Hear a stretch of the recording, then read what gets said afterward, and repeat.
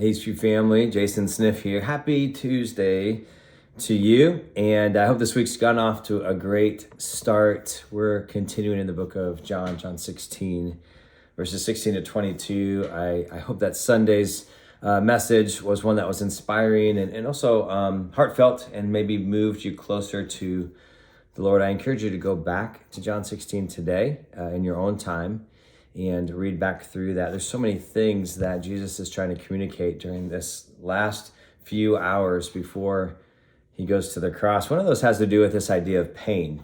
And, pain is a part of life, and that's a no-brainer. But I don't know, there's all sorts of ways that we can approach it. I remember growing up, a t-shirt, no pain, no gain. And it's just talking about, sports or whatever, weightlifting, things of that nature. But it's an interesting relationship that we have with pain.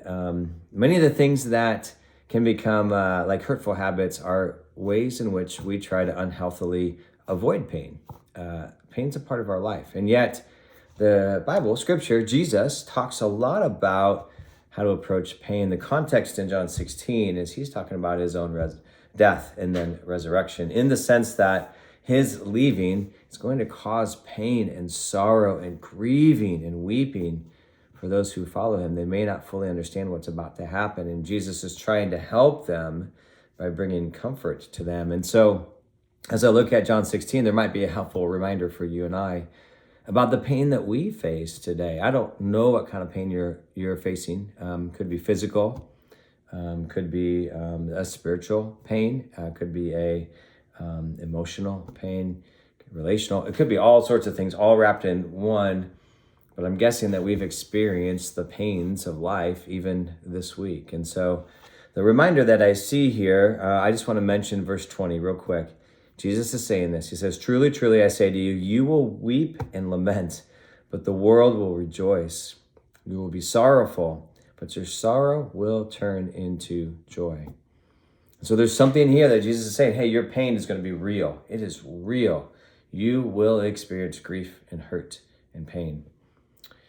But there's going to be something that's going to come in the midst of that. And I don't think that there's something formulaic, like just because we're Jesus followers, pain will turn into joy. There's something that's transformational in here that we really need to lean on Jesus. Again, that context is Jesus is saying, I am going to leave. I'm going to suffer and have pain. You are going to have pain because you're going to see me suffer, and I'm going to show you a different way. And in the midst of that, there's a future joy that we can look to.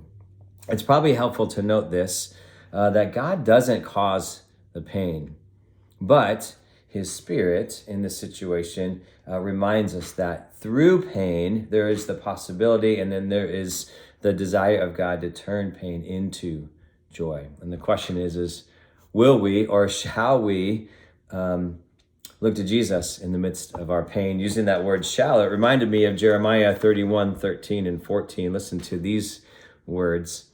Then shall the young women rejoice in the dance, and the young man and the old shall be merry. Here's some promises from pain turning into joy.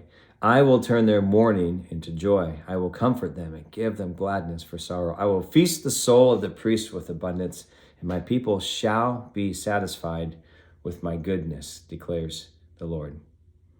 I don't know if this is encouraging for you or not, but I am praying that the pain that you are experiencing, whatever it may be, shall be turned into joy in the future, so that when we look backwards, we can see that, oh yes, that was hurtful, and yet somehow, in God's miraculous way, he has turned my mourning into joy. As we look to Jesus, as we look to the cross, as we look to his death and resurrection, may we somehow find joy in the midst of what we're going through today. Guys, thanks so much for joining. I hope you have a great day.